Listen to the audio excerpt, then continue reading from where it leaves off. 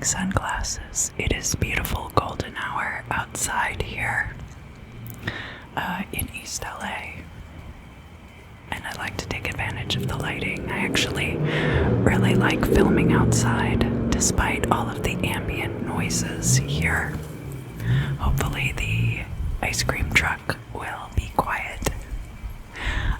When I do the live streams, I think I'm gonna record those earlier in the day, and that way it won't be as big of an issue. But today,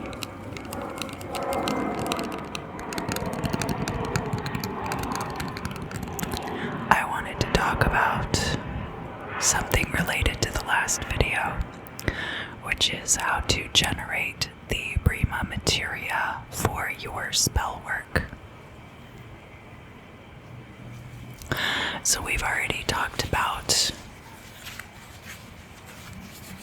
a couple of different categories of methods for generating Prima Materia.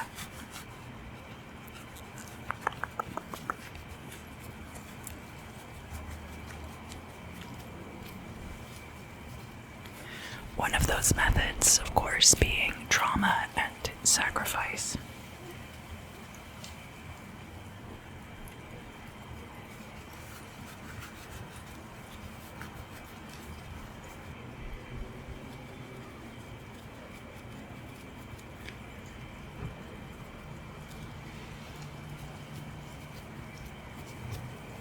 We've also talked about sex magic and why that's so effective. Or maybe we haven't talked about why it's effective, but it's a fairly easy way to generate Prima Materia, and a lot of the alchemical texts, when they refer to the combining of feminine and masculine elements, they're talking about sex magic. I have a little bit of rosemary essential oil. It smells so good. I'm going to put a little bit of it on my gloves.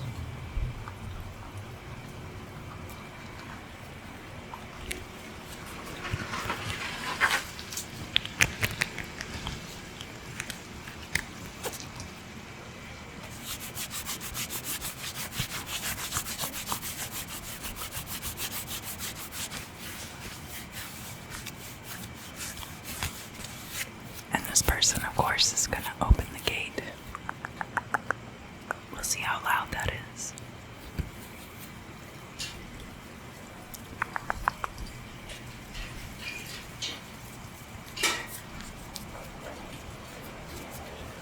And I have this globe also. North America,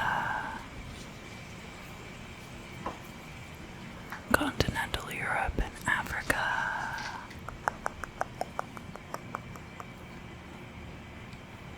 So basically, any kind of energy that you can generate, you can transmute into Prima Materia. That also means the exercise that I do during the tarot videos, that you can use that to draw source energy into your body, and then instead of exhaling the negative energy with the CO2, you can find ways to be a conduit to that source energy and transmute it then into whatever working you are doing. Now, the key is like how much energy is being released with that process, right? So if you imagine it bouncing through the electron transport chain, just like you're making ATP in your mitochondria, right? So you're making about that amount of energy, and I don't remember offhand. I know I learned in biochemistry how much energy energy is generated by your mitochondria, but I don't remember. It's a very efficient form of creating energy, and of course is sufficient to power your biological processes, right? But here's the thing. In order to generate enough energy to then do a working, you have to build up and build up and build up a lot of energy using that method.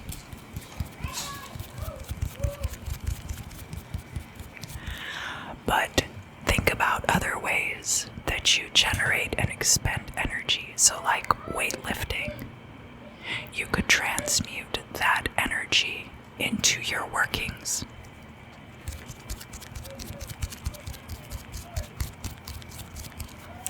You could also make food and use the energy from the food to transmute it into energy using your body.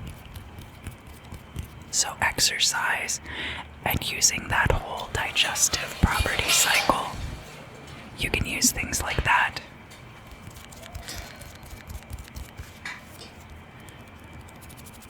You can use, I've used touring also. So the energy and effort, there's Antarctica, that you put into going on tour, you can use that to transmute into your Prima Materia.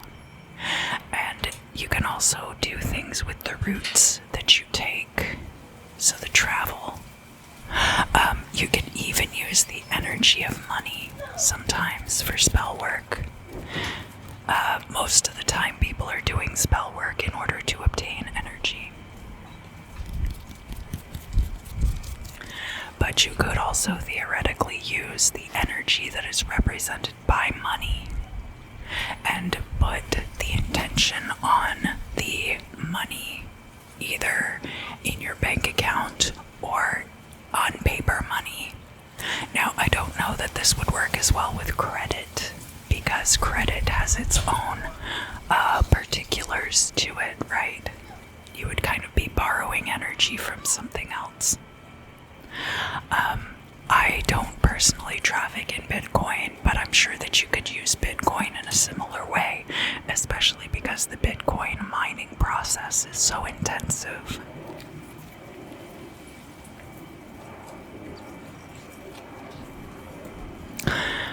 So then when you're doing candle magic, the energy for the candle magic is coming from the burning of that flame.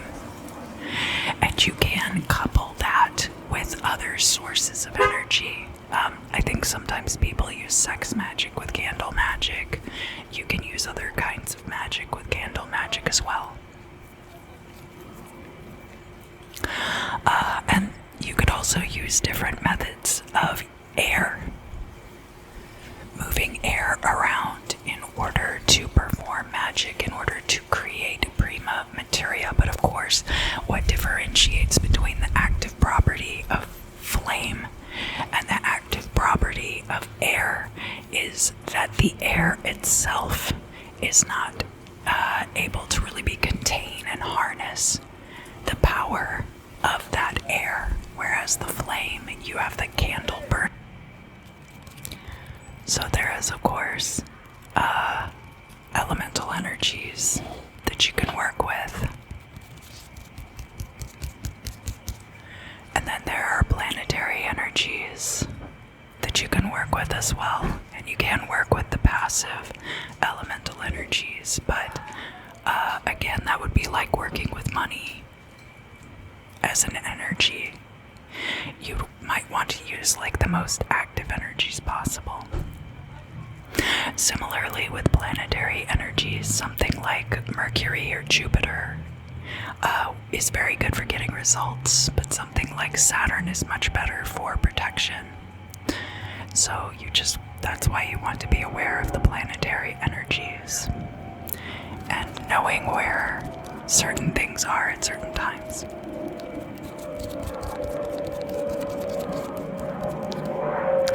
So this is just a basic kind of primer that I wanted to put together in order to have you thinking about different ways to generate energy for your workings. And if you have any questions or you'd like to share things from your own experience down in the comments below, I would love to hear about those things.